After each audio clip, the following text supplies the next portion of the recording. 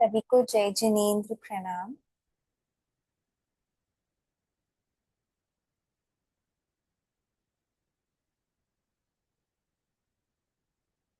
ओकार मंत्र का ध्यान। नमो अरहंताणं,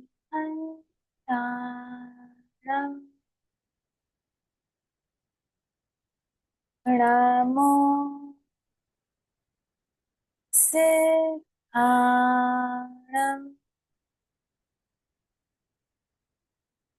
नमो आर्यरियां,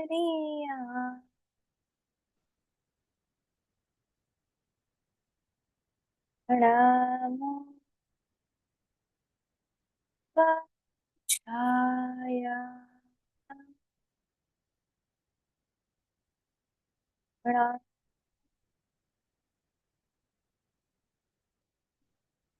तपसाहुतं,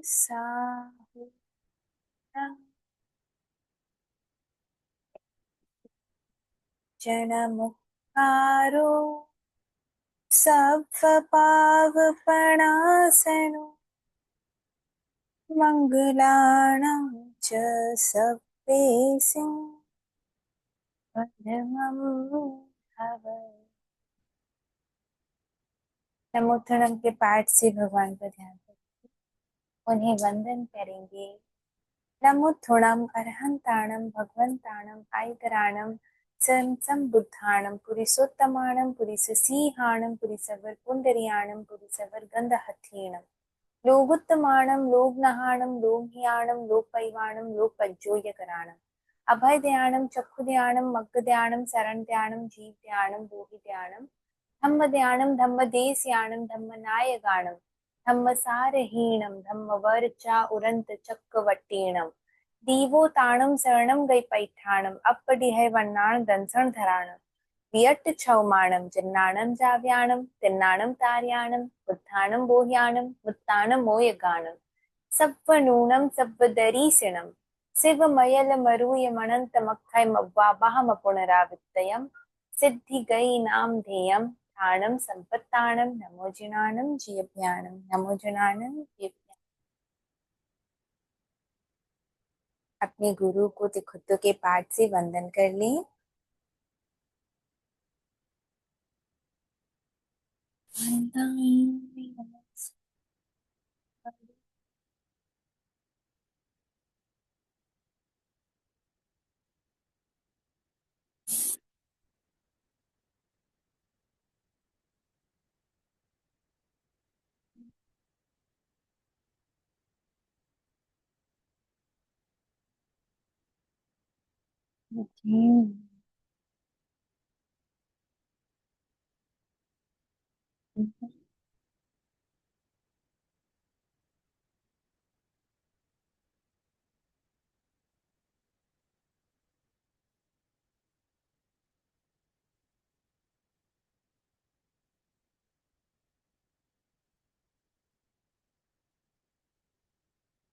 अपन भगवान की आज्ञा ले लें। आशीर्वाद की बताए गए मार्ग पर आपके ज्ञान को जान पाए और उस मार्ग का अनुसरण कर पाए। आशीर्वाद दे भगवान कि हम आपके बताए गए मार्ग अनुसार ही अपने आत्मा को प्योर बना पाए। आशीर्वाद आशीर्वाद दें, हम आपका ज्ञान समझ पाए।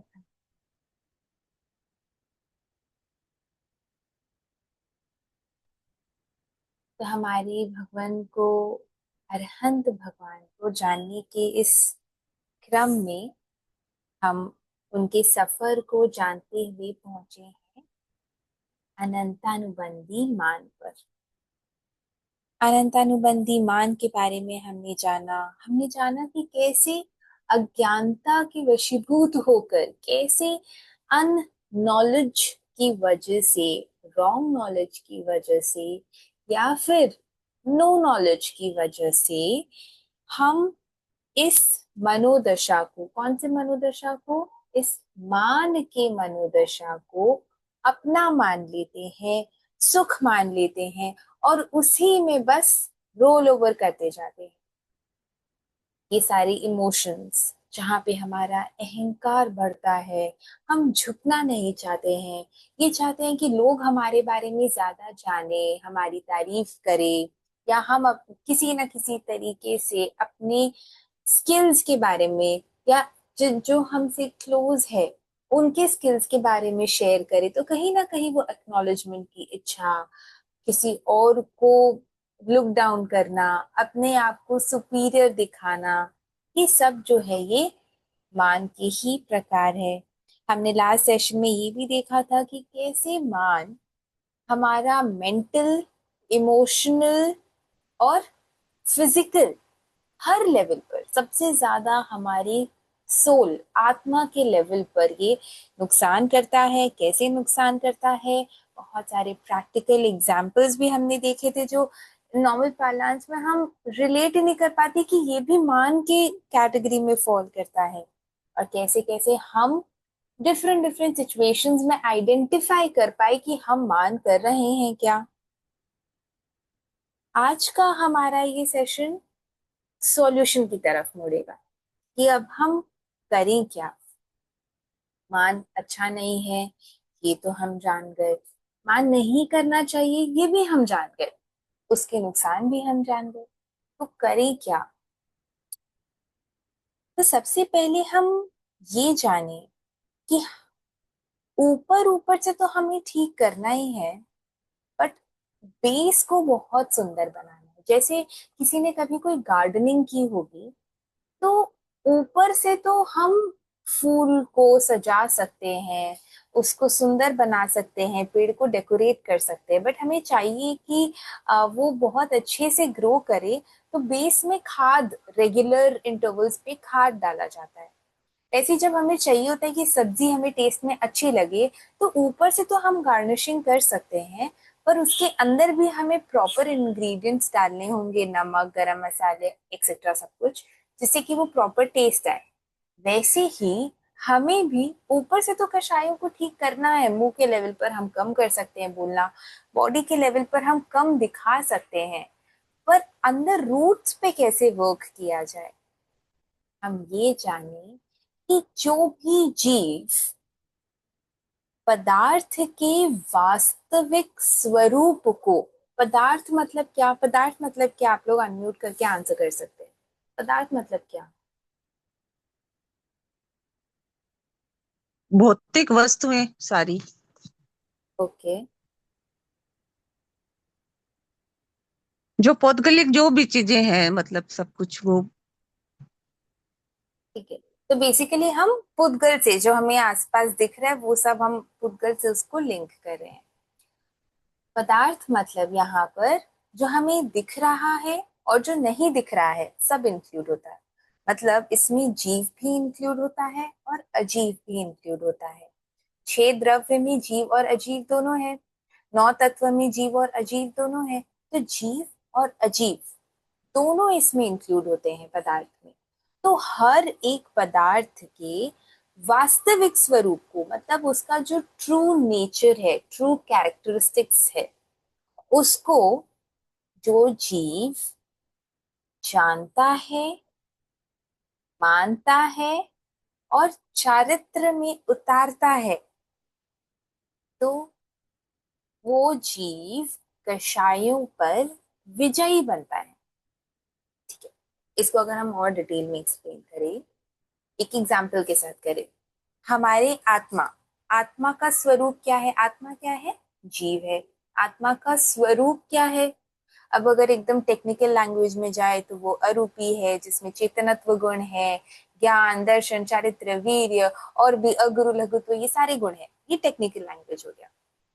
और जो लैंग्वेज हमें भावों में उतार सके, वैसे लैंग्वेज में अगर हम कुछ कुछ पॉइंटर सोचे, तो आत्मा क्या है, शुद्ध है, प्योर है, क्षमा से भरा हुआ है, प्रेम भाव से भरा हुआ है, शांत है, आनंद इसका गुण है, ज्ञान इसका गुण है, ज्ञाता दृष्टा भाव में है, अनइम्पैक्टेड है, अनअटैच्ड है बाकी सब चीजों से। जो आत्मा का मूल स्वरूप है वो अनअटैच्ड है, उससे कोई फर्क नहीं पड़ता। उसके लिए मेरा बेटा, मेरा पति, मेरे मम्मी पापा ऐसा नहीं है, वो तो अलग ही है।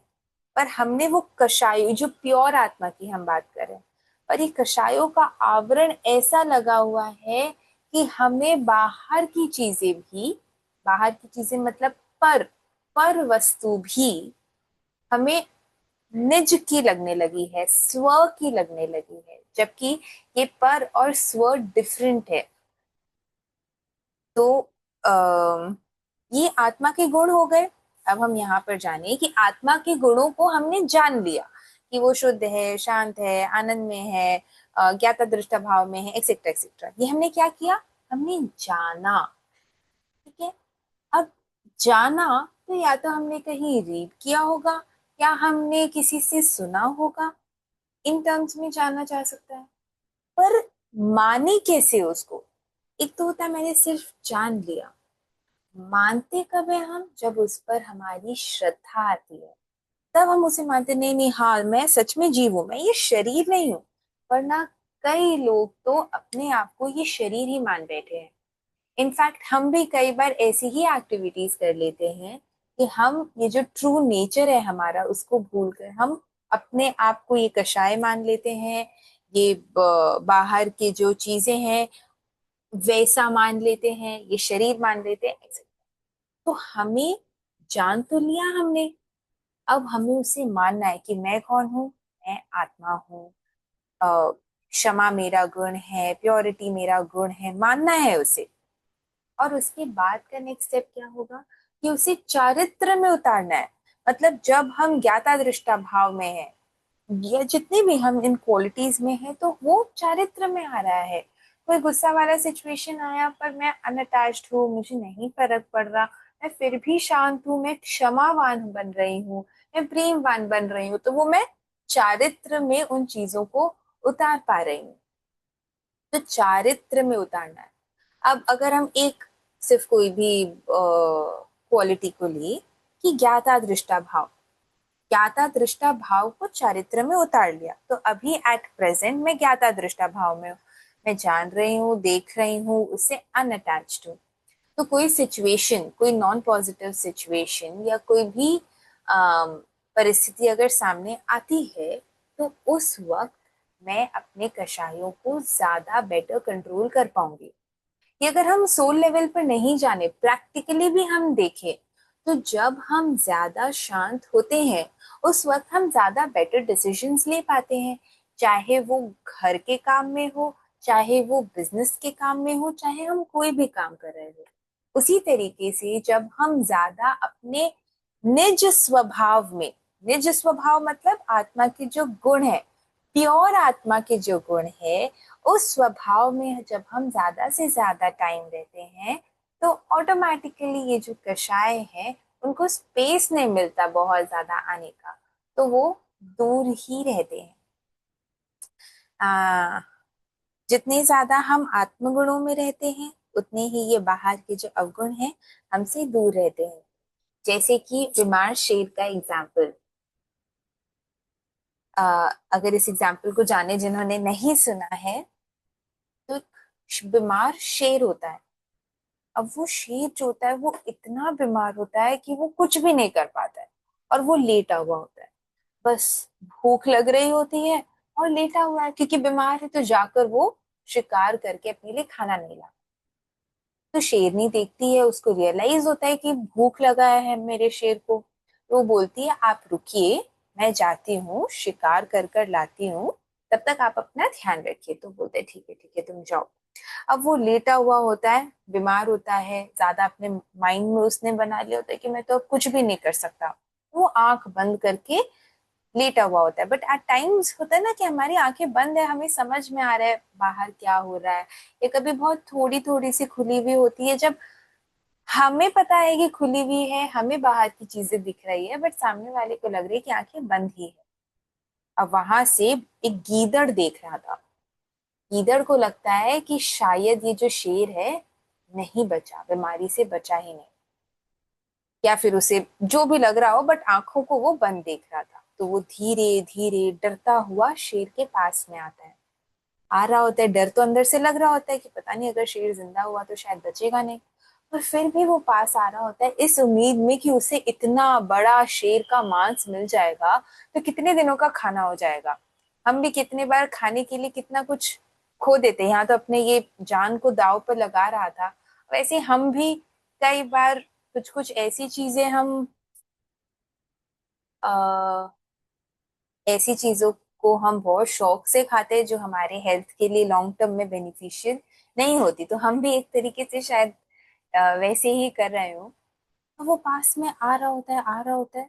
वो शेर बेचारा सोचता है मैं तो बीमार हूँ, मैं कुछ भी नहीं कर सकता, यहाँ गीदड़ पास आ रहा है, ये मुझ पे अटैक करेगा, पर मैं तो कुछ भी नहीं कर पाऊंगा।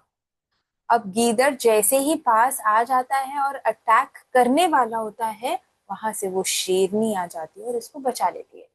शेरनी आके बचाती है, फिर उसको पूछती है अरे आप ये क्या कर रहे थे, वो शेर आप पर अटैक कर देता तो शेर कहता है मैं तो बीमार हूं ना, मैं क्या कर सकता था, अब कर देता तो फिर।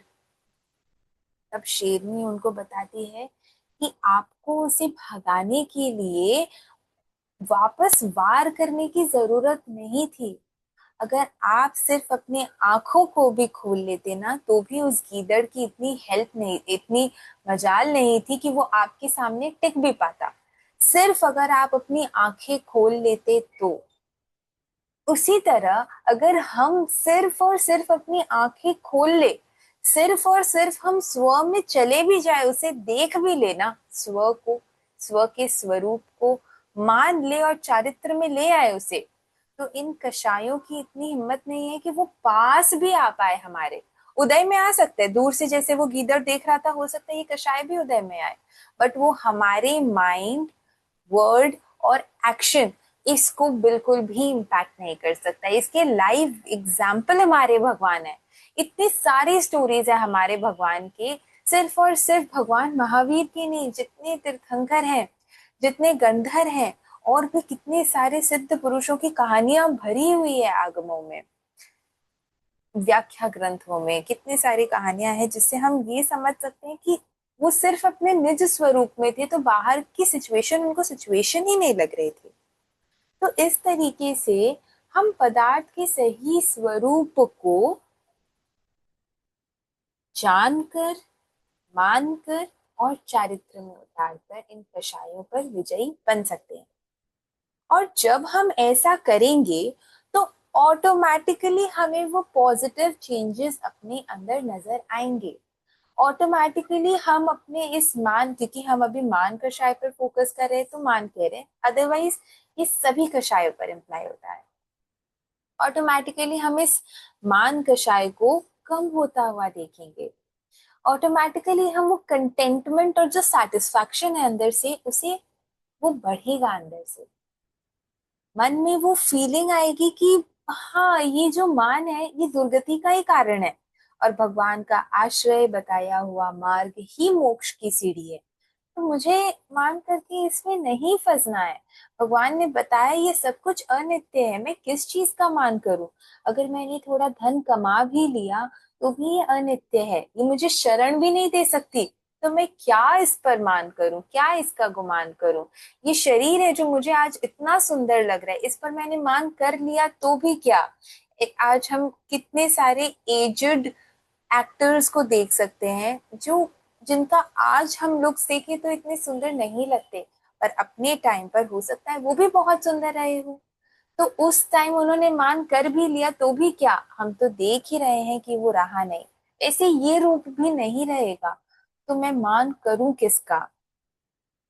ऑटोमेटिकली हमारे अंदर जब ये तत्व निर्णय का भाव बढ़ेगा, जब हम भगवान के ज्ञान को और ज्यादा एब्जॉर्ब करेंगे, तो ये जो मैं एटीट्यूड है वो अवॉइड होने लग जाएगा। हम नोटिस करेंगे कि हमारे अंदर जो अपने आप को सुपीरियर बताने की भावना, किसी और को इंफीरियर दिखाने की भावना, बिना किसी प्रयोजन के जो अपनी बात कहने की इच्छा होती है, हमारी कुछ तारीफें जो कहने की इच्छा होती है, वो सब घटने ही लगेगा। हम नोटिस करेंगे कि ये जो कंपटीशन वाली फीलिंग होती है कि कई बार हम बच्चों से पूछते हैं ना कि तुम्हारा फेवरेट कौन है, मैं हूं कि ये है, यहाँ पे भी कहीं ना कहीं मान आता है। बहुत सारी चीजों में हम कंपटीशन वाली फीलिंग बनाते हैं कि मैं इससे बेटर बनाती हूँ, मैं इससे बेटर कुक करती हूँ, मैं इससे इन टर्म्स में बेटर हूँ, या ये मुझसे कम है। ये जो कंपटीशन वाली फीलिंग है वो ऑटोमेटिकली कम होता हुआ दिखेगा।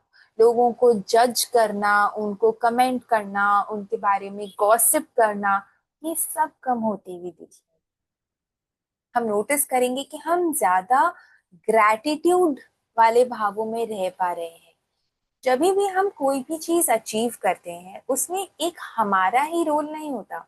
हमें लगता है क्योंकि वो हमने अचीव की, डिग्री हमारे नाम पर है, इसे इसलिए हमें ऐसा कहीं ना कहीं लगने लग जाता है अच्छा ये तो मैंने ही किया है।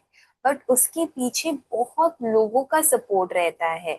तो उन सपोर्टर्स को हम अक्नॉलेज कर पाते हैं, उन निमित्त कारणों के प्रति भी हम ज्यादा ग्रैटिट्यूड भावों में रहते हैं। And the most important part, हमारे अंदर का जो विनय गुण है वो बहुत बढ़ने लगता है।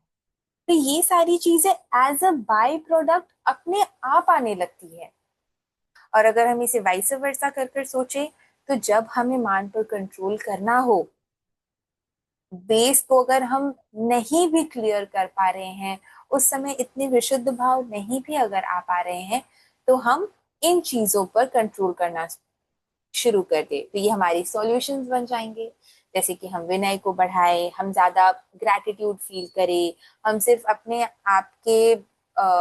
आप को ही क्रेडिट नहीं दे, कुछ हमने अचीव भी किया है तो जिनके भी सपोर्ट है हम सबको एक्नॉलेज करें। अगर कंपटीशन की फीलिंग आ रही है तो हम उसे अवॉइड करें। किसी को जज करने का या कमेंट करने का इच्छा कर रहा है तो हम उसे कंट्रोल करें। कुछ अपने बारे में बताने का, कुछ तारीफ सुनने का मन कर रहा है तो कंट्रोल करें। तो इन चीजों से हम बैक रिवर्स प्रोसेस से भी मेन गोल पर पहुंच सकते हैं। अब ये जो विनय है इसके बारे में हम अगर थोड़ा सा और जाने, क्योंकि ये विनय जैसे जैसे बढ़ेगा ना, मान कषाय ऑटोमेटिकली घटता जाए।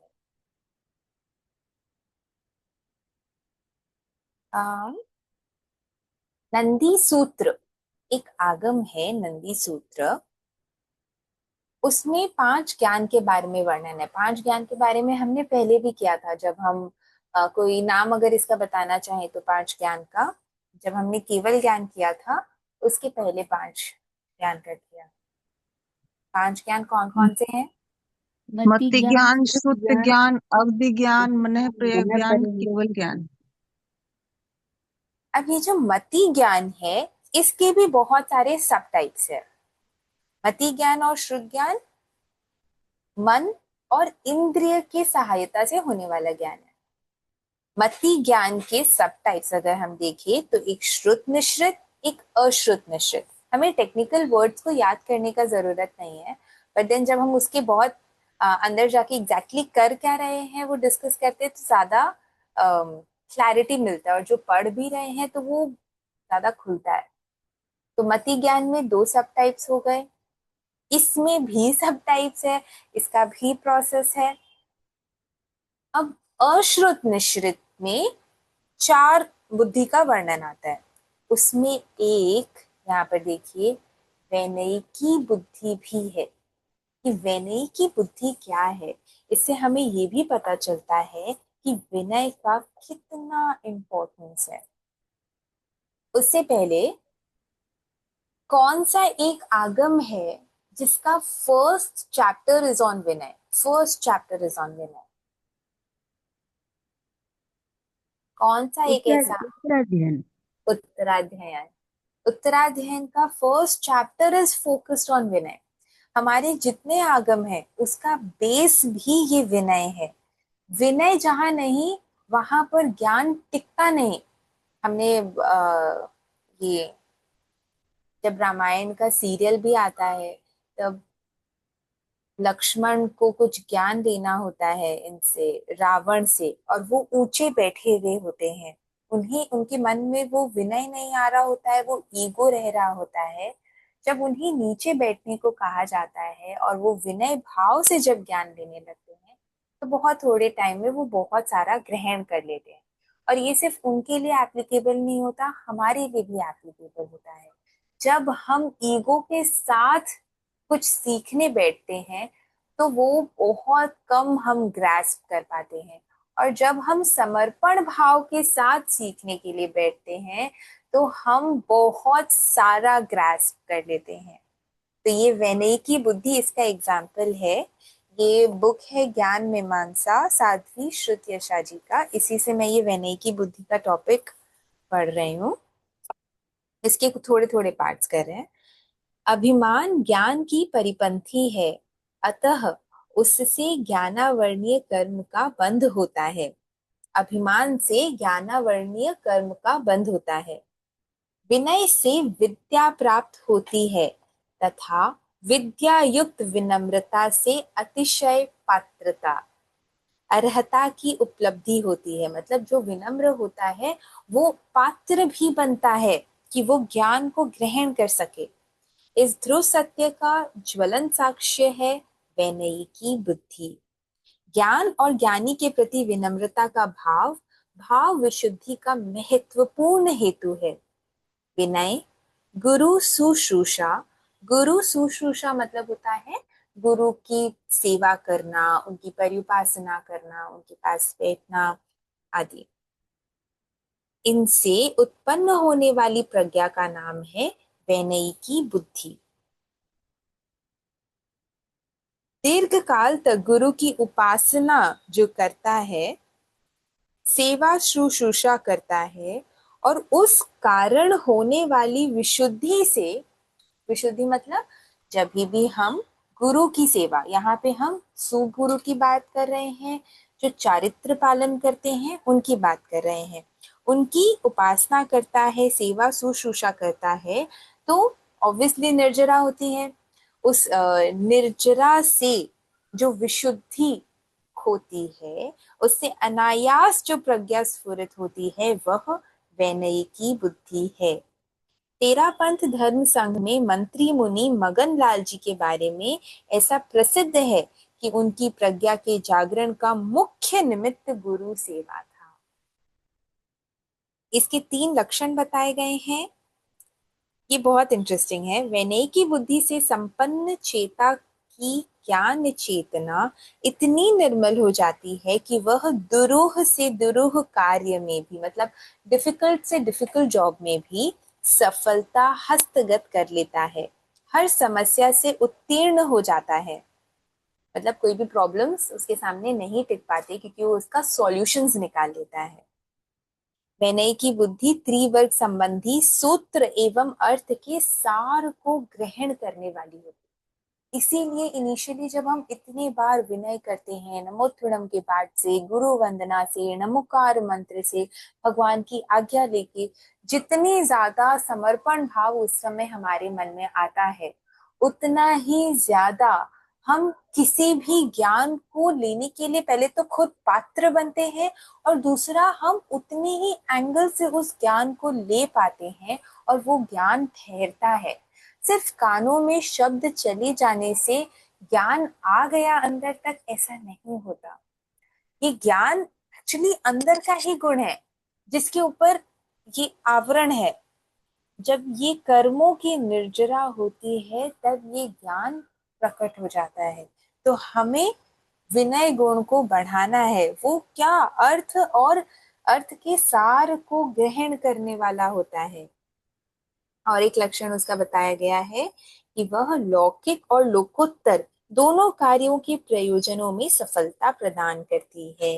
ये विनय की जो है बुद्धि, दुरूह कार्यों में सफलता से जहां इस लोक में लोग उसका आदर करते हैं, पूज्यता एवं समृद्धि प्रदान करते हैं, वहीं परलोक में स्वर्ग और मोक्ष की साधिका होती है। तो हमें विनयी की बुद्धि को इसलिए बढ़ाना है जिससे लोग हमारी ज्यादा तारीफ कर सके। राइट या रॉन्ग, आप अनम्यूट करके बता सकते हैं। रॉन्ग।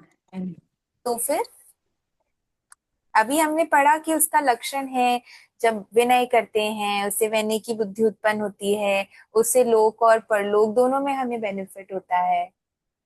तो फिर इसलिए मान कर लिया ना हमने, मान करना है। तो मान करना ही तो बुद्धि नहीं आएगा मतलब हम पूरे विनय की नहीं बन पाए हैं, इसका मतलब। ठीक है, मान नहीं किया, पर विनय करने का मेरा एम ये है कि जिससे कि लोग मेरी तारीफ करें। अगर विनय होगा, विनय बढ़ेगा, तो मेरे कर्मों का क्षयोपशम होगा, तो मुझे ज्यादा ज्ञान मिलेगा, ज्यादा ज्ञान मिलेगा तो लोग मेरी ज्यादा तारीफ करेंगे। तो तारीफ ही तो हो गया, तारीफ भी तो गलत वर्ड हो गया। तो कोई भी एम अगर हमारा ये जा रहा है कि लोग मेरी तारीफ करें, इसका मतलब मैं अपने मान की पुष्टि ही करना चाहती हूँ।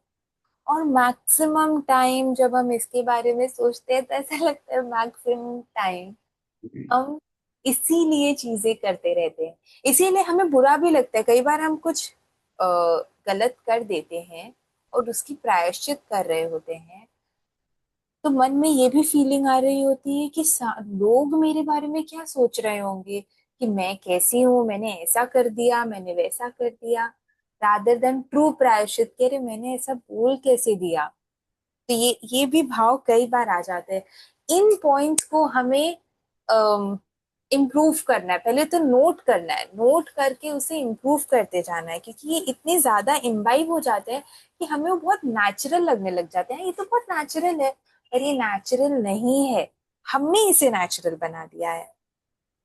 लेकिन एक बात के लिए मैं क्षमत कामना करती हूँ कि आजकल अपने धर्म संघ में यही सब हो रहा है। हमें किसी और पर कमेंट करना ही नहीं है। कमेंट की बात नहीं है। हमने आज जैसे नहीं नहीं, इस मैं टॉपिक को यहाँ नहीं लेंगे, नहीं यहाँ नहीं लेंगे। नहीं बता रही हूँ, मैं जैसे गोष्ठी से मैं जुड़ी हूँ, तो मैं मुझे तुमको समझ ये रही इतना काम करना, अपनी इस गोष्ठी का नाम ऊंचा होगा, तो हम लोग को करना पड़ता है, क्योंकि निर्देश आता है हम लोग को, तो हम तो लोग को हम बाध्य क्या होकर कर करना सकते हैं, पड़ता है। हम क्या कर सकते हैं, ये अच्छा हुआ आपने अभी कहा, तो हमें भी सोचने का मौका मिला कि अगर हमें किसी ने कहा है कि आपको ये काम करना है, उनका कोई रीजन हो सकता है, पर हम अपने रीजन को विशुद्ध बना सकते हैं। तो हम जब भी कोई ज्ञान ले, जब इनिशियल लेवल पर हम ज्ञान लेते हैं, तो हम कई बार कंपैरिजन में चले जाते हैं कि लोग ऐसा कर रहे हैं, पर हमें अपने आप को देखना है कि हम इसमें क्या कर सकते हैं। कोई अगर वैसा नहीं कर रहा है, मतलब कोई अगर आइडियल सिचुएशन को फॉलो कर रहा है, तो हम उनके गुणों को ग्रहण करें, उनकी अनुमोदना करें, और कोई नहीं कर रहा है तो उनके लिए मंगल कामना कर ले, प्लस अपने एटीट्यूड को हम सही रखें। अगर द्रव्य क्षेत्र काल भाव को देखते हुए हमें लगता है कि हम जो भी सही है उसे रिस्पेक्टफुली बता सकते हैं, तो हम अपनी बात को रख भी दें। पर हमें कोशिश करना है जितना कम से कम हम किसी और को जज या कमेंट करें। ऐसा हो जाता है, I can understand that, but अब हमें नहीं, खुद पर वर्क हम लोग करना है, तो ज्यादा से बस ज्यादा। बोल ही नहीं सकते, हम बोल रहे थे, ऊपर से हम लोग इतने ऑर्डर्स आते हैं कि हम लोग, मतलब मुझे भी पता मिल रहा है, तब मुझे मालूम चल रहा है कि नहीं, हमको ये सब लेना नहीं था, हम जैसे थे वैसे ठीक है। हाँ। जैसे अभी जैसे तुलसी गाड़ी का वो चल रहा है, तुलसी आपका गाड़ी का आपका देखा। आपका वॉइस बहुत ज्यादा क्रैक होने लग गया है। ब्रेक ब्रेक हो रहा, हाँ। हाँ, पर मैं आपके भाव समझ गई। तो ये बहुत अच्छी बात है कि हम उन चीजों को नोटिस कर पा रहे हैं, बट अगर हम उसमें कमेंट और जज करने लग जाएं, तो हम सही होके भी गलत बन सकते हैं। सही होके भी गलत बनना, ये तो हमारी कमजोरी हो जाएगी। तो हमने जान लिया, हम जितना इम्प्रूव कर सकते हैं उतना कर ले, जितना इम्प्रूव करवा सकते हैं उसमें भी अपना 100% एफर्ट दे दें। पर जहां हम कुछ नहीं कर सकते हैं, वहां लेट गो। अभी के लिए तो इतना ही हम समझ सकते हैं, बाकी अलग से चर्चा कर सकते हैं।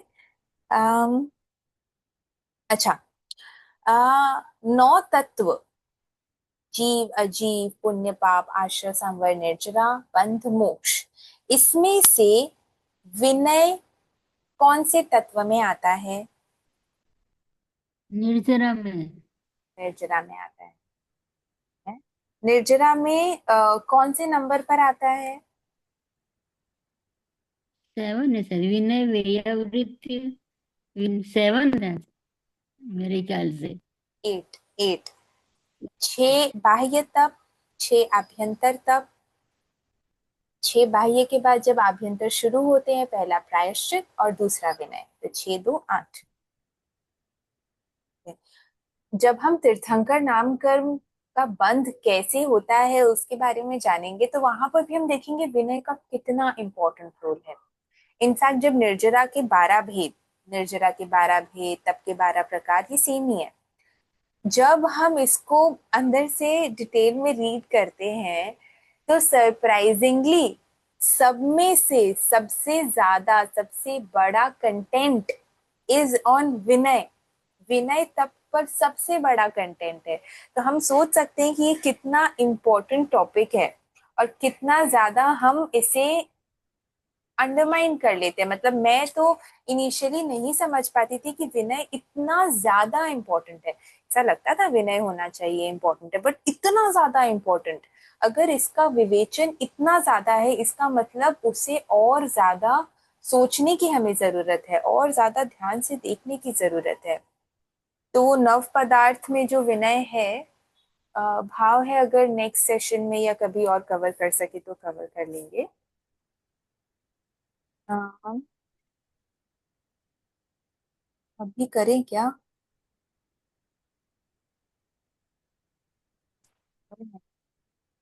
ठीक है, ये बाद में करते हैं। तो अब क्वेश्चन जो आता है, जब हम सोचेंगे कि नहीं नहीं हमें विनय करना है, हमारे मन में भाव आ गया हमें मान को कम करना है, हमें विनय गुण बढ़ाना है। सिर्फ मान कम करने के लिए नहीं, इन जनरल भी हमें अपना विनय गुण बढ़ाना है, क्योंकि हमें अपने आत्मा को प्योर करना है। तो क्वेश्चन आएगा कि विनय करे किसका? अब जब हम विनय को समझेंगे, तो बहुत सारे मीनिंग्स निकलेंगे। एक ही वर्ड के बहुत सारे मीनिंग्स होते हैं। अब इसका एक मीनिंग हम सोच सकते हैं रिस्पेक्ट। तो रिस्पेक्ट किसका करें, किसका रिस्पेक्ट करें? आप लोग ये आंसर करें।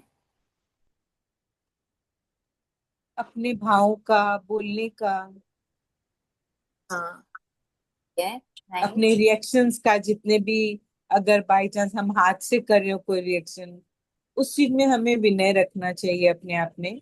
रेस्पेक्ट, डिसिप्लिन, सब विनय है। मतलब किसका रिस्पेक्ट करे, कि अगर नीचे कोई वॉचमैन है तो क्या उसकी भी रिस्पेक्ट होनी प्लीज, चाहिए? बिल्कुल होनी चाहिए सबकी रेस्पेक्ट। हर आदमी की अपनी अपनी रेस्पेक्ट है, उनको पूरी रेस्पेक्ट देनी चाहिए। और साथ में अपनी आत्मा को भी क्लियर रखना चाहिए कि मैं इस जगह गलत ना हो पाऊं, कि उनसे कुछ गलत बोल दूं, कि वो छोटे लोग हैं तो मैं बोल दूं। ये विनय रखना चाहिए कि वो भी ह्यूमन बीइंग है, मैं भी ह्यूमन बीइंग हूँ। तो हम लोगों को बैलेंस करना तो चाहिए। हमें हर जीव की रिस्पेक्ट करना चाहिए। जब हम इसको रिस्पेक्ट मीनिंग में लेते हैं, तो हर जीव का रिस्पेक्ट करना चाहिए, चाहे वो छोटा से छोटा कीड़ी ही क्यों ना हो। उसको भी अपने लाइफ की उतनी ही वैल्यू है जितना हमें है। तो हमें उसको भी उतना ही रिस्पेक्ट करना है। और साथ ही साथ चाहे वो अमीर से अमीर भी कोई जीव क्यों ना हो, तो सबको हमें रिस्पेक्ट करना चाहिए, अगर हम रिस्पेक्ट टर्म्स में लें। एक विनय का मीनिंग आ सकता है नम्रता, कि ईगो नहीं होना, झुक पाना, नम्रता। तो हमें किस सबके लिए नम्रता होनी चाहिए, कि हम सबके सामने झुक सके? हाँ या ना, आप लोग बता सकते हैं। हाँ, ठीक। अगर कोई कुछ गलत कर रहा है, तो भी फिर हमें नम्र होके झुक जाना चाहिए। नम्र होके उसको समझाना चाहिए कि कोई ये गलत हो रहा है, इस जगह ऐसे करोगे तो ज्यादा बेटर रहेगा। अगर हम उस बारे में जानते हैं तो हम उनको क्लियर कर सकते हैं। लेकिन झुकने से ही हम बेस्ट बन सकते हैं, अपने लिए नहीं, अपनी आत्मा के लिए। तो मतलब अगर कोई गलत कर रहा है, तो भी हम झुक जाए, ऐसा? कोई हमारे भगवान को अपशब्द कह रहा है, तो भी हम झुक जाए? हाँ, क्योंकि हमको उसको समझाना है कि भगवान का अब सब बोल रहे हो तो ऐसा नहीं बोलना है क्योंकि इनके ये रीजंस हैं, उसको क्लियर कर देना है। मेरा ये मानना है। नहीं, बहुत सुंदर। तो हमें सबके वर्जन को रिस्पेक्ट करना है। जब रिस्पेक्ट की बात आती है तो हम क्या कहेंगे, अगर विनय को हम रिस्पेक्ट के टर्म्स में देखें, ये बहुत सब्जेक्टिव है, जितना मुझे अपने लिमिटेड ज्ञान से समझ आया उतना बस बताने का थोड़ा प्रयास कर रही हूँ। अगर हम रिस्पेक्ट के टर्म्स में देखें तो हमको सबकी रिस्पेक्ट करनी चाहिए। अगर हम झुकने के टर्म्स में देखें, नम्रता के टर्म्स में देखें, तो अगर कोई सही कर रहा है, अब सही और गलत का जजमेंट हम कैसे लेंगे, वो हम आगमवाणी को बेस बना कर लेंगे। तो अगर कोई सही कर रहा है तब तो ठीक है, कहीं पर अगर हम गलत है तो वहां पर हमें ईगो को कभी भी ऊपर नहीं रखना चाहिए, चाहे हम आचार्य के लेवल पर भी क्यों ना हो। गुरुदेव खुद बोलते हैं कि अगर आचार्य के लेवल पर भी क्यों ना हो, पर गलती हो तो झुकने में कभी भी ईगो नहीं आना चाहिए। पर अगर सामने कोई गलत कर रहा हो तो द्रव्य क्षेत्र काल भाव, इसको देखकर हम रिस्पेक्टफुली और फर्मली और डिग्निटी के साथ अपनी बात को रख सकते हैं। जरूरी नहीं है कि उस समय हमें झुकना हो, बट रिस्पेक्ट हमें उस समय भी सामने वाले की करनी है। अगर हम ये नम्रता और झुकने के टर्म्स में सोचे विनय को, तो ऐसा मुझे थोड़ा एंगल से लगता है। तो यथा योग्य विनय होना चाहिए यहाँ पर। अगर मैं विनय को आज्ञा पालन के टर्म्स में लूं, कि विनय मतलब आज्ञा का पालन करना, तो क्या सबके आज्ञा का पालन मुझे करना चाहिए? तो क्या सबके प्रति आज्ञा पालन के टर्म्स में विनय मुझे करना चाहिए? सबके लिए बोल सकते हैं आप लोग।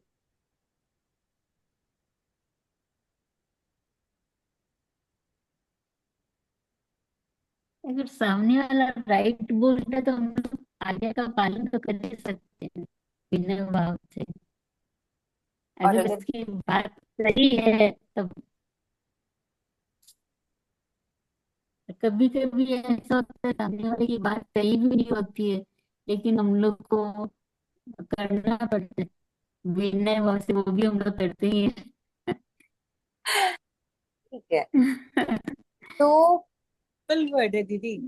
पूजा जी, जैसे अगर आज मेरा ग्रैंड चिल्ड्रन है, वो मुझे अगर कोई चीज सही समझा रहा है तो मुझे समझना चाहिए कि हाँ इस जगह ये राइट है, मुझे इसको समझना है। तो उसको चाहे वो कैसे भी हो, विनय तो है झुकने में। वो आज्ञा नहीं दे रहा है, वो अपनी बात रख रहा है और वो राइट है, और मैं अगर रॉन्ग बोल रही हूँ तो मुझे वो उस तो लेवल वो पे तो जाके नम्रता सोचना चाहिए। वाले, अगर अपने नम्रता एंगल से देखते तो उसमें आ जाएगा कि हमें हाँ। अब आज्ञा पालन का यहाँ पर एक हम सोचे, तो सुदेव, सुगुरु, सुधर्म, यहाँ पे सु वर्ड बहुत बहुत बहुत ज्यादा इंपॉर्टेंट है। हम किन्हीं भी रैंडम देव गुरु धर्म की बात नहीं कर रहे हैं। कोई भी देव जो आत्मशुद्धि, जेन्युइन आत्मशुद्धि की ओर हमें ले जा रहे हैं, वो सुदेव। कोई भी गुरु जो हमें जेन्युइन आत्मा की शुद्धि की ओर लेके जा रहे हो, वो सुगुरु। और जो भी धर्म जनरली सुदेव के द्वारा ही प्ररूपित होता है, केवली प्रज्ञप्त जो सुदेव होते हैं, तो जो वैसा धर्म हमें आत्मशुद्धि की तरफ लेके जा रहा हो, वो सुदेव। इनके आज्ञा का पालन हमें 100% करना चाहिए। इनकी आज्ञा 100% राइट है। उपचार विनय में ये आता है कि सुदेव, सुगुरु, सुधर्म पर श्रद्धा और उनके आज्ञा का पालन। ये सम्यक्त्व के एक लक्षण में भी आता है। हमने सम्यक्त्व के लक्षण कर लिए क्या? हाँ? हाँ। करेंगे तब तब उसमें आएगा कि सुदेव, सुगुरु, सुधर्म पर श्रद्धा, ये भी एक सम्यक्त्व का लक्षण है। तो विनय किनका करें, हम आज्ञा पालन के टर्म्स में ले, नम्रता के टर्म्स में ले, रिस्पेक्ट के टर्म्स में ले। रिस्पेक्ट में तो सबको करना है, नम्रता में यथा योग्य करना है, विनय किनका करना है? सुदेव, सुगुरु, सुधर्म। इन तीनों का विनय करने से हमारा जो विनय नाम का तप है निर्जरा के 12 भेद में, वो भी एक्टिवेट होता है, जहां पर अनंत कर्मों का क्षय होता है जब हम इनके आज्ञा में रहते हैं। अब मन में जो क्वेश्चन आ सकता है, जिन्हें एक्चुअल में जब वो सोचेंगे कि नहीं मुझे फॉलो करना है, तब जो क्वेश्चन आ सकता है कि ठीक है सुदेव, सुगुरु, सुधर्म का विनय करना है, बट आज्ञा तो हमें और भी लोग देते हैं, उस वक्त क्या करें? हमारे बड़े हमें आज्ञा देते हैं, हमारे साथ वाले कई बार हमें, जैसे आपने गोष्ठी के बारे में बताया, और भी जगह पर हमें आज्ञा देते हैं कि आपको ये करना है, ये करना है। तो उस वक्त क्या करें? दूसरों के लिए हम यथा योग्य विनय करेंगे। जो चीजें हमारे भगवान ने जो धर्म प्ररूपित किया है, हमारे भगवान मतलब हमने किसी को भगवान मान लिया, उन भगवान की नहीं बात कर रहे हैं, जो भी सुदेव है, एक्चुअली सुदेव वर्ड ही सही होगा, सुदेव द्वारा प्ररूपित सुधर्म, ये हमें आगमों में मिल जाएगा कि उसमें क्या है क्या नहीं है। उसे जानकर, उसे समझकर, उसे मानकर जीवन में उतारते हुए जिन जिन का विनय यथा योग्य लगता है, सब्जेक्टिव है ये, पर जब हम इनके विनय में स्ट्रांग हो जाते हैं तो किस पर कब कितना विनय करना, इसका विवेक भी जागृत हो जाता है, वो हो ही जाता है। तो ये बहुत एक ऐसा कॉन्सेप्ट है जो समझने में मुझे पर्सनली बहुत टाइम लगा, क्योंकि इनिशियली जब विनय बहुत एकदम पहले जब शुरू में पढ़ा था तो लगा सबका विनय, अच्छा विनय तो तब में आता है, तो सबका विनय करते रहो, जो भी बोले विनय करते रहो। कोई कुछ गलत बोल रहा है तो टेंशन हो जाता था, ये गलत बोल रहा है पर विनय भी करना है, क्या करें? बाद में, बहुत बाद में ये क्लैरिटी मिला कि विनय तो सुदेव, सुगुरु, सुधर्म, रिस्पेक्ट सबका, ईगो कभी नहीं, झुकने में डरना कभी नहीं, आज्ञा पालन, और जो मैच होते हैं उनका। अब कई बार मैच नहीं होने के बाद भी हम संसार में वो कार्य करते हैं, चाहे आज्ञा के वश हो चाहे अपने मन के वश हो, बट उसे सही मानना, वहां पर क्वेश्चन आ सकता है। तो वो हमें क्लैरिटी रखना है। ये थोड़ा सा समझाने का मैंने प्रयास किया है।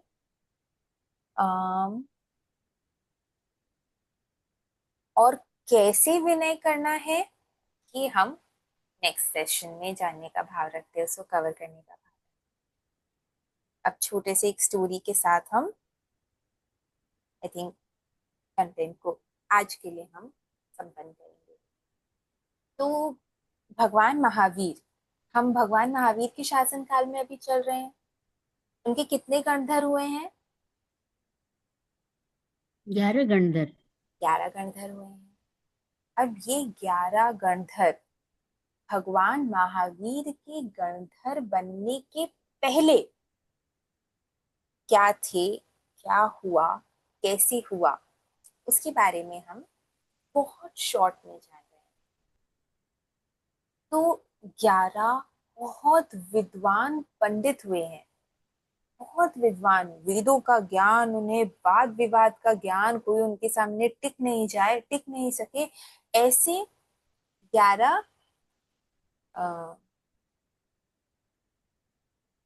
गणधर। 11 गणधर। 11 महापंडित हुए थे। ठीक है।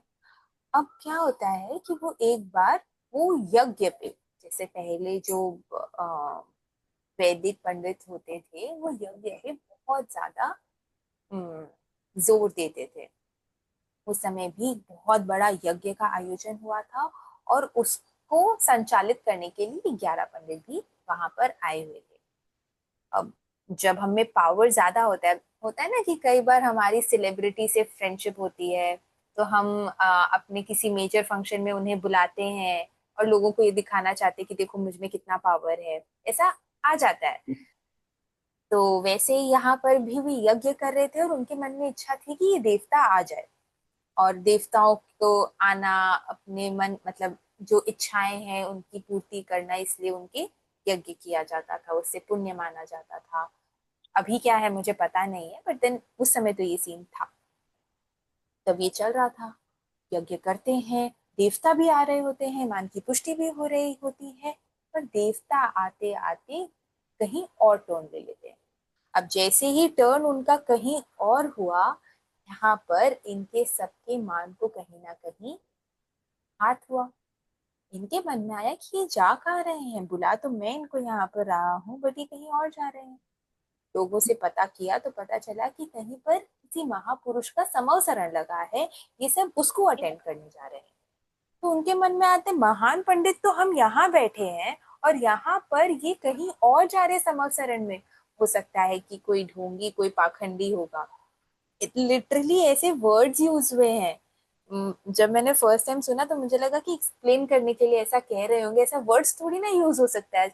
हम जिनको जानते हैं ऐसे कैसे वो सोच सकते हैं, कैसे बोल भी सकते हैं। पर हम भी नॉर्मल पालांस में कई बार बोल देते हैं कि ये ज्यादा ही ज्ञानी आए हैं या ऐसे।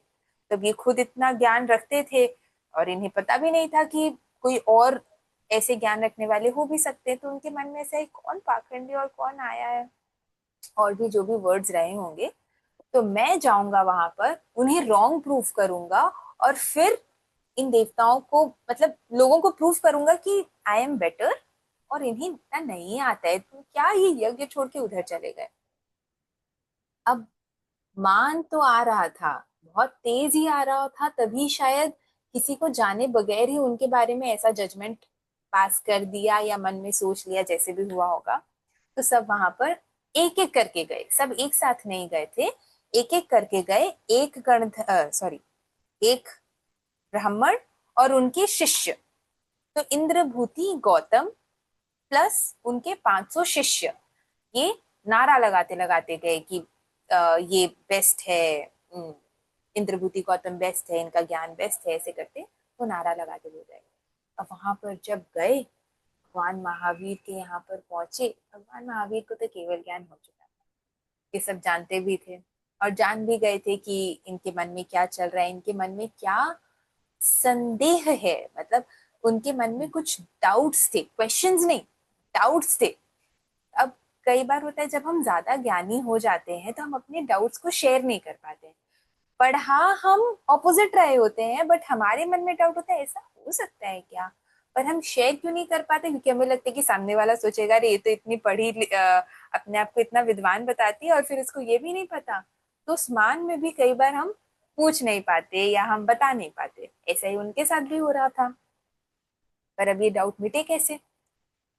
और वहां पर भगवान ने अपने केवल ज्ञान से तो जान ही लिया था कि उनके मन में क्या संशय चल रहा है। उन्होंने बता दिया कि तुम्हारे मन में ये संशय चल रहा है, और सिर्फ इतना ही नहीं बताया, उन्होंने ये भी बता दिया कि कौन से श्लोक में तुमने कौन से वर्ड को मिस इंटरप्रेट किया है। मतलब सिर्फ एक वर्ड को इधर से उधर कर दिया, जिसकी वजह से वो मीनिंग चेंज हो गया उसका। जैसे ही वो क्लियर किया, ज्ञानी तो थे ही वो इंद्रभूति गौतम, उन्होंने लॉजिक बिठाया और रियलाइज किया हाँ एक्चुअल में यही बात है। जब उन्हें ये बात रियलाइज हुआ, तब मन में वो जो मान था, वो मान एक तरीके से मतलब वो मान का पहाड़ ही जैसे टूट गया, और विनय भाव अंदर से जागृत हो गया कि मैं अपने आप को क्या समझ के बैठा था, और इन्होंने तो सब कुछ सॉल्व कर दिया। मेरा ध्यान सच में अधूरा था, वो तो मान से भरा हुआ था। वो मान गया और विनय इतना अंदर से आ गया कि वहीं पर उन्होंने हाथ जोड़कर कहा मैं तो आपकी शरण स्वीकार करना चाहता हूँ। उन्होंने तुरंत उनसे दीक्षा भी मतलब स्वीकार कर ली।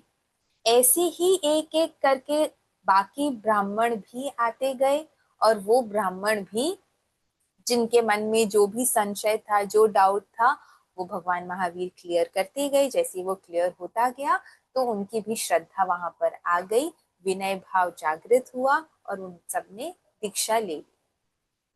दीक्षा ली, उसके बाद भगवान ने जब देशना दी, 3 शब्द, मात्र 3 शब्द, उत्पाद व्यय द्रव्य, ये 3 ऐसे शब्द है जो शुरू में मुझे तो याद भी नहीं रहते थे। आज भी मैं 10 बार बोलूंगी उत्पाद व्यय द्रव्य, उत्पाद व्यय द्रव्य। किसी को कुछ समझ में आ रहा है? कुछ नहीं। और वहां पर इन 3 शब्दों से इन 11 ब्राह्मण पंडित जो विनय के कारण अभी क्या बन चुके हैं, साधु दीक्षा ले चुके हैं।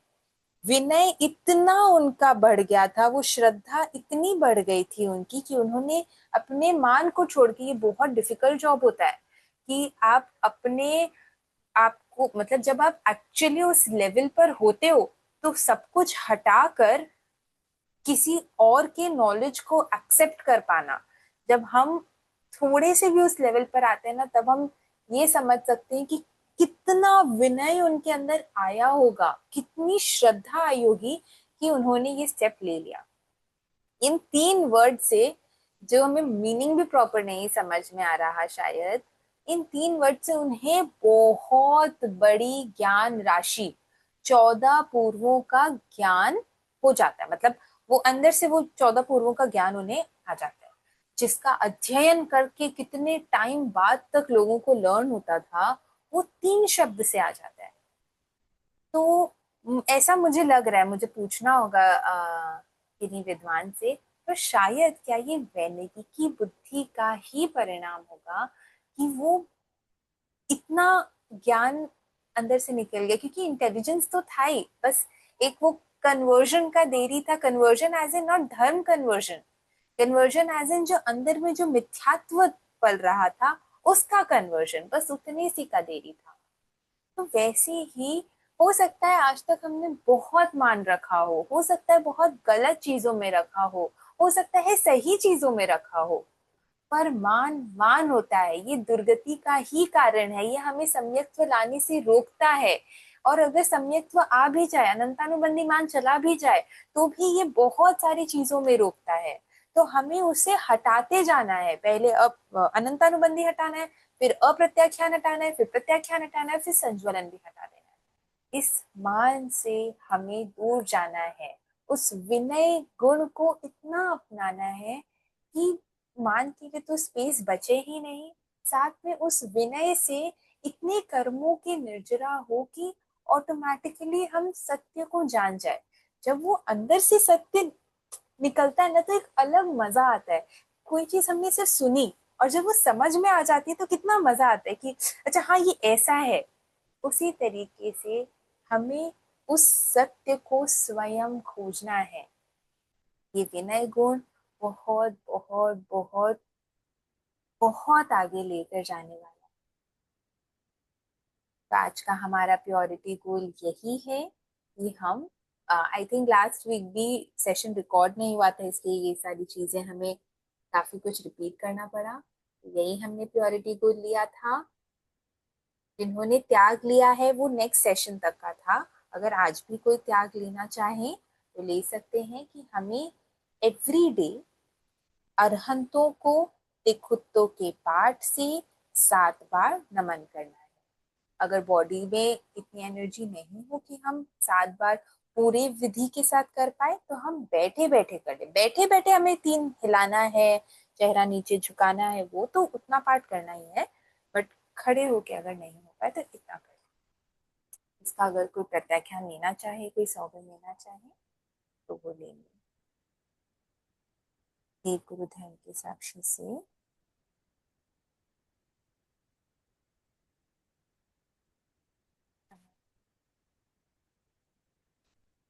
सबके साथ। इसका टाइम है 9:30 हो गया, तो फिर फटाफट आपका हम सोने का टाइम हो आ, फटाफट क्विज कर लेते हैं।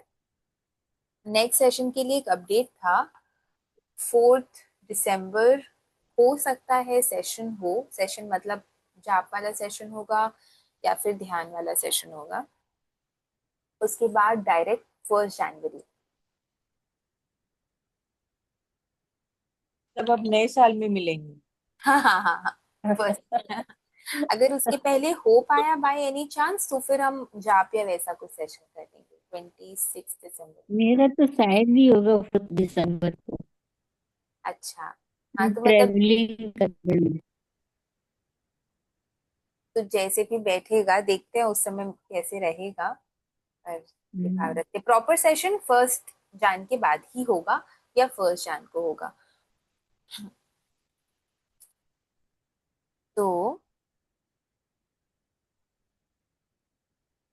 मान एक कषाय है, एक नेगेटिव इमोशन है।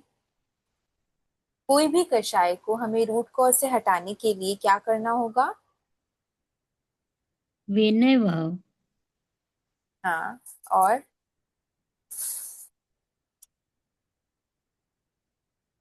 और दूसरों की रेस्पेक्ट करनी चाहिए। हमने एक टेक्निकल चीज देखा था ना कि संयम रखना होगा।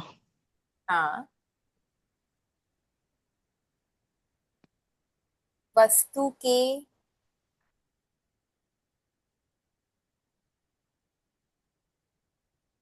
वस्तु के वास्तविक रूट्स स्वरूप, पदार्थ के वास्तविक रूट्स स्वरूप। को, हाँ।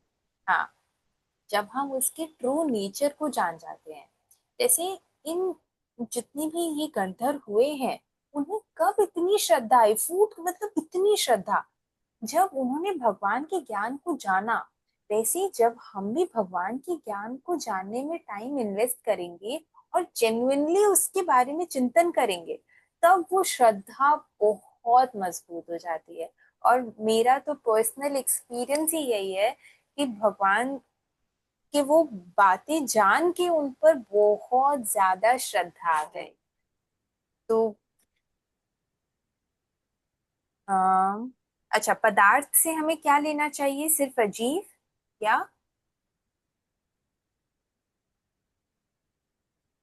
पदार्थ मतलब जब हम कहते हैं पदार्थ के वास्तविक स्वरूप को जानना, पदार्थ मतलब पौद्गलिक गुण उसका। नहीं, सिर्फ पौद्गलिक नहीं, पौद्गलिक भी है। और पौद्गलिक गुण। दो वर्ड्स,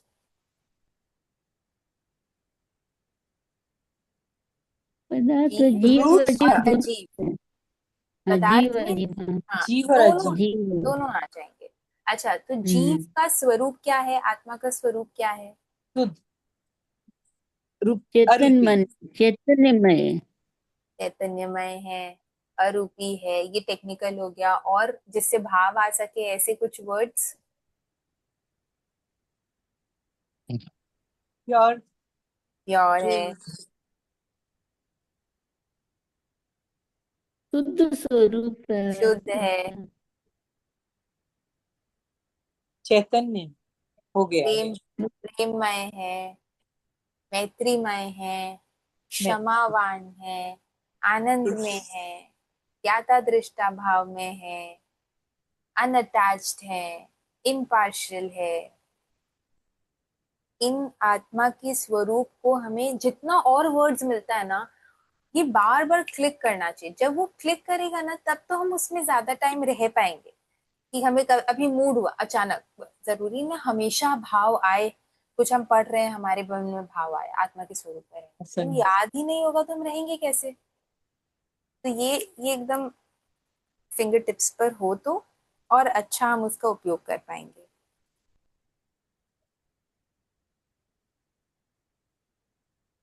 ठीक है, तो जो हमने एक्रोनिम देखा था विनय का, कि एज अ बाई प्रोडक्ट जब हम तत्वों को जानेंगे, उसे मानेंगे, अपने जीवन में उतारेंगे, कषाय कम होंगे, तो as a by product automatically कुछ चीजें होंगी। वो अगर हम विनय वाले में डिवाइड करें तो क्या क्या होंगी automatically as a by product? By Vinay से, से। बाई से नहीं, जब हमारे कषाय कम होंगे, मतलब जब हम तत्व को जानेंगे, मानेंगे, जीवन में उतारेंगे उसके स्वरूप को, तो फिर ऑटोमेटिकली कषाय कम होगा। कषाय कम होगा तो एज अ बाय प्रोडक्ट चीजें प्योर हो जाएंगे, होंगी। नेगेटिविटी हाँ, दूर हो प्योर जाएगी। ये होंगे। और शांत उसको हो हमने जाए। ये VINAY में डिवाइड किया था ना, कि ऑटोमेटिकली वाई से क्या क्या थॉट आएगा, ये सोचेंगे हम कि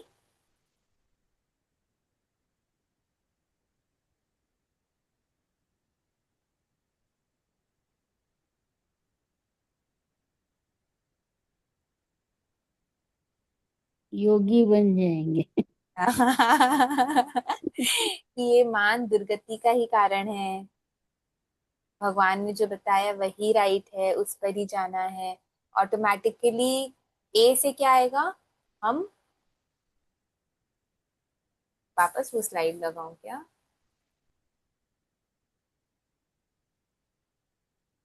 ये स्लाइड था। ये सारी चीजें as a by product, as a by product मतलब as a result, byproduct मैंने गलत बोल दिया, एज ए रिजल्ट ये चीजें होंगी, खुद से होंगी। ठीक है? कॉम्पिटिटिव और वो नहीं होना चाहिए। हाँ,